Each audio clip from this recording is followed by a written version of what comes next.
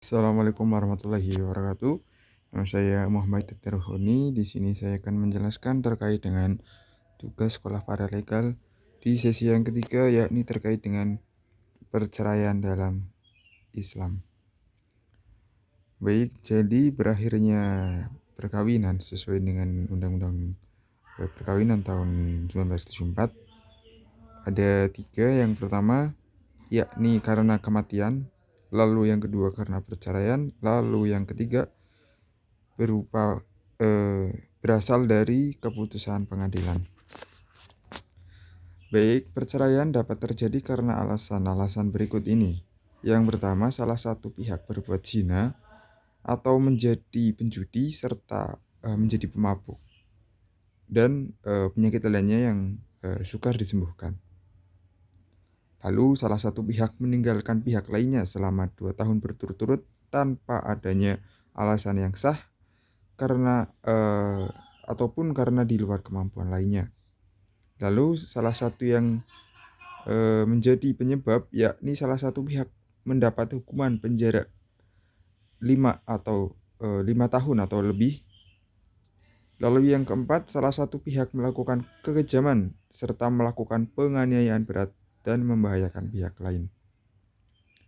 Lalu salah satu pihak mendapat cacat badan atau penyakit dengan akibat yang tidak dapat menjalani kewajibannya sebagai suami istri. Lalu antara suami maupun istri terus-menerus terjadi perselisihan dan pertengkaran dan tidak ada harapan akan hidup rukun kembali dalam menjalani rumah tangga. Lalu yang pertama, talak adalah ikrar suami di hadapan sidang pengadilan agama yang menjadi salah satu penyebab putusnya perkawinan. Dan talak ini terbagi menjadi beberapa kategori. Yang pertama, talak raj'i adalah talak yang pertama atau kedua di mana suami berhak rujuk selama istri dalam masa iddah.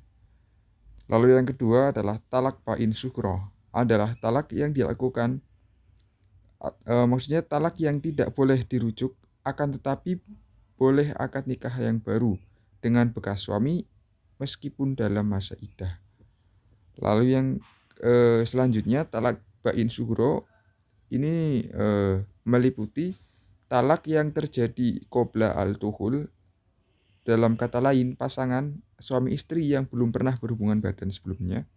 Lalu yang kedua talak dengan tebusan atau huluk, serta yang ketiga talak yang dijatuhkan oleh pengadilan agama.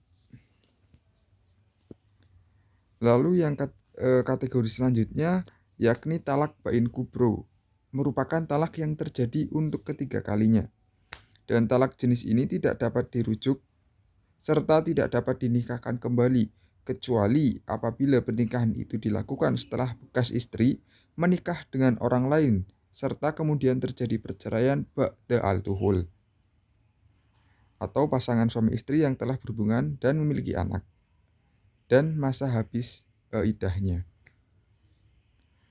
Lalu untuk kondisi dari istri ini terbagi menjadi dua. Yang pertama adalah talak sunni, adalah talak yang dijatuhkan terhadap istri yang sedang suci dan tidak dicampuri atau dalam keadaan suci tersebut. Lalu selanjutnya adalah talak bid'i, adalah talak yang dilarang, yaitu talak yang dijatuhkan pada waktu istri dalam keadaan haid atau istri dalam keadaan suci namun sudah dicampuri pada waktu suci tersebut.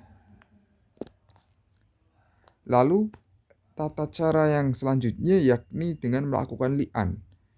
Li'an merupakan sumpah yang dilakukan oleh suami dengan kata tuduhan zina atau pengingkaran anak, diikuti sumpah kelima dengan kata-kata laknat Allah atas dirinya apabila tuduhan atau pengingkaran tersebut dusta. Dan li'an hanya sah apabila dilakukan di hadapan sidang pengadilan agama.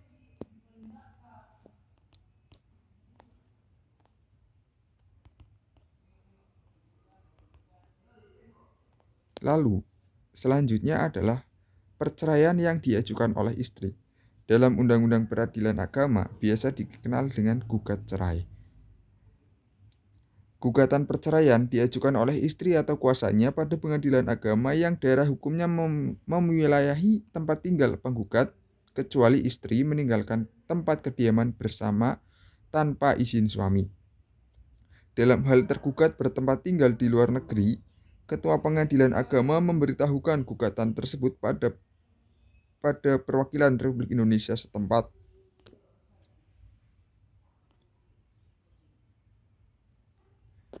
Gugatan perceraian ini bisa disebabkan karena antara suami istri terus-menerus terjadi perselisihan serta penengkaran yang tidak ada harapan untuk hidup rukun kembali dalam rumah tangganya.